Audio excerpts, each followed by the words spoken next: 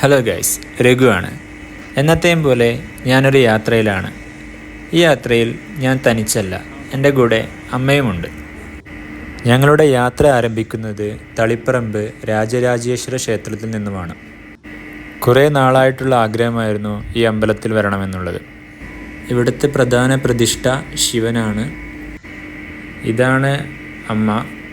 അമ്മയുടെ പേര് രമണി എന്നാണ്. ഇന്നത്തെ ഞങ്ങളുടെ യാത്രയിൽ കൂടുതലും അമ്പലങ്ങളാണ് നിങ്ങൾക്ക് കാണാൻ സാധിക്കുക. രാജരാജേശ്വരി ക്ഷേത്രത്തിൽ നിന്നും ഞങ്ങൾ പോയത് തൃച്ചംബരം ശ്രീകൃഷ്ണ ക്ഷേത്രത്തിലേക്കാണ്. ഈ ക്ഷേത്രത്തിലെ പ്രതിഷ്ഠ കംസവധത്തിന് ശേഷമുള്ള കൃഷ്ണനാണ്.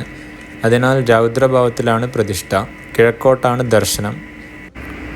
തെക്കേ ഇന്ത്യയിലെ ക്ഷേത്രങ്ങളിൽ വെച്ച് ചുവർച്ചിത്രങ്ങളുടെ ഏറ്റവും നല്ല ഒരു ശേഖരം ഈ ക്ഷേത്രത്തിൻ്റെ മതിലുകളിൽ കാണാം.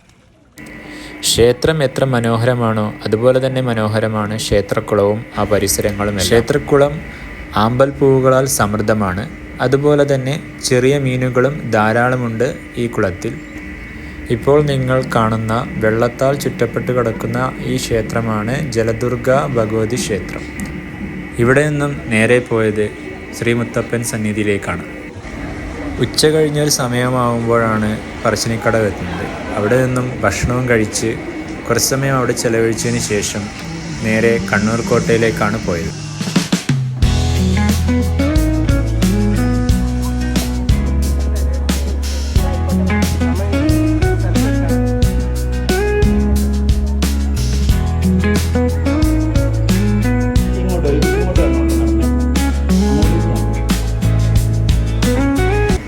കോട്ടയും പരിസരവും കണ്ടു തീർക്കുന്ന തിരക്കിലാണ് ഞാനും അമ്മയും.